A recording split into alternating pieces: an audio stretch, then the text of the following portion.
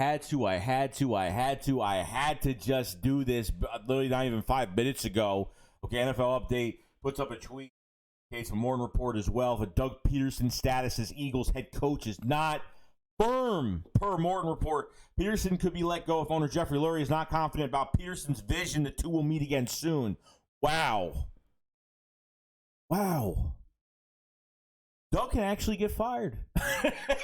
He can actually get fired. Like, after the last game, Jeffrey Lurie and Doug Pederson had a meeting the following Tuesday.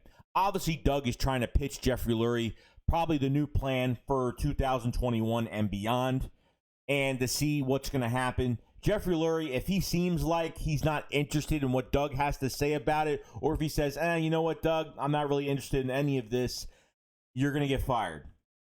I'm firing you. That actually could happen. I said to myself, since how dysfunctional this season has been and moves were never made, it really just baffled my mind how Doug still had a job after like 5, 6, 7 weeks of football. Like, as the weeks just went on, just the way he kept in the same quarterback, the play calling was just so bad since week 1 of the season. I mean, the Eagles could have crazy changes this year. And if Jeffrey Lurie's putting his foot down. Now, at the other side, everyone's going to complain. Howie Roseman's still here. Yes, I know that. But you know what? It is what it is. We got to accept it. It's just what it is. Okay? And if John Dorsey's in the building helping with the draft or whatever the main purpose is of what's going on, then, hey, I'm all for it.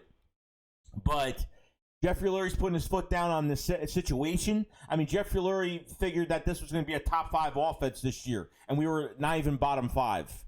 Okay, we were like almost dead last, pretty much.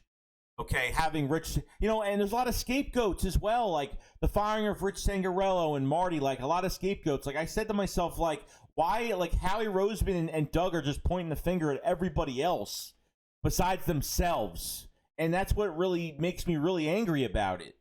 Okay, it makes me furious about it. So there is so much that can happen here. If Doug pitches his next, I guess, whatever plan he has for this offense to Jeffrey Lurie, and Jeffrey Lurie pretty much says, nah, not interested in it,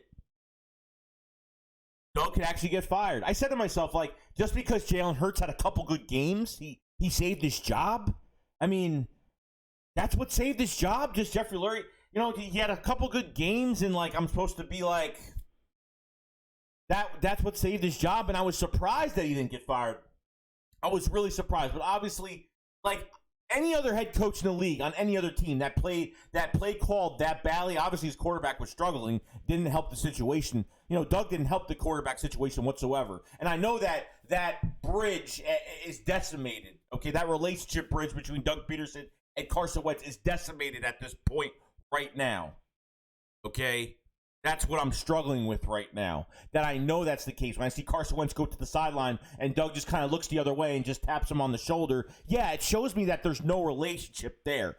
Now, another tweet that I seen I forgot to put up here is that this report right here, this goes beyond Carson Wentz.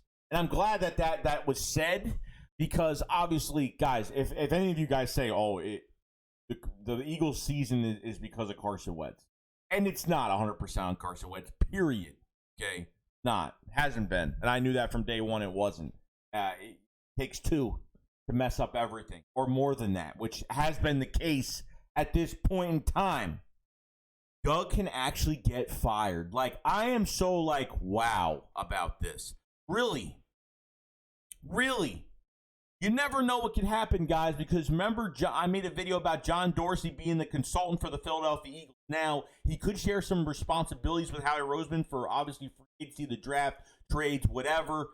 And on top of everything else, December 2nd is when John Dorsey kind of said he wanted to bring Eric Bieniemy with him as his head coach to a team. You never know what can happen. I know Eric has been going to a few teams, obviously, and try to get some head coaching jobs. But you never know. I'm not going to go off topic with that, but it makes it really interesting to see what would actually happen. But, guys, this could actually happen. And Jeffrey Lurie's actually putting his foot down. He's putting his foot down. They, honestly, I don't think this team needs offensive assistance, and, I don't think they need to have a million voices in the room. Obviously, grab a guy in here with good reputation, a young, innovative offensive coach slash, offensive coordinator slash head coach, and see what happens. And honestly, Jeffrey Lurie knows that there's something out there that they could probably get, but I'm telling you right now, like, if Doug is even, like, I don't agree with this at all, because look, I mean, not with what's going on, but I don't agree with Doug putting his hands on the playbook. No offensive coordinator is going to want to be here. When you hire an offensive coordinator that's used to calling plays himself, they don't come here to be a voice. They come here to call the plays and have 100% responsibility on the playbook. Okay? With the Jim Caldwell and all this, like, how are these guys wanting to come here? If Doug just puts one finger on that playbook, nobody's going to want to come here. If Doug wants to even try to, honestly, Doug Pederson has one more year on his contract for Philadelphia, for the Eagles, obviously, as a head coach. But, honestly, that could change. It doesn't matter. But, yeah, this right here, this tweet, this shows that, yeah, it's not going in the right direction. Because if it was, this wouldn't even come out, period. Okay? It's not going in the right direction at all. So whatever Doug's idea that he's pitching to Jeffrey Lurie, it's not working. And Jeffrey Lurie's like, Doug, I'm not feeling it.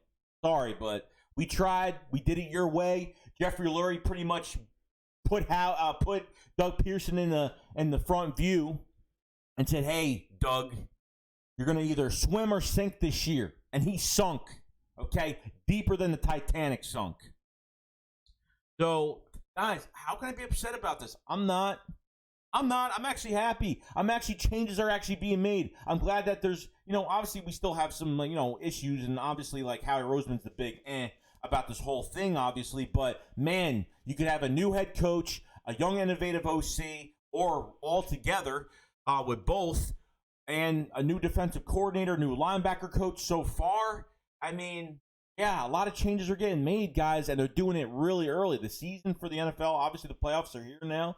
So, they're doing stuff very early right now. Moves are getting, firings and everything's getting done. If Doug's not going to cut it, obviously this Doug Pederson thing, obviously it's got to get done before free agency. Obviously they want to have everything set with the coaching staff before free agency, just before March, just because, yeah, you don't want to have this going on during those, the draft and free agency. You don't want that happening. But man, wow. That's all I gotta say.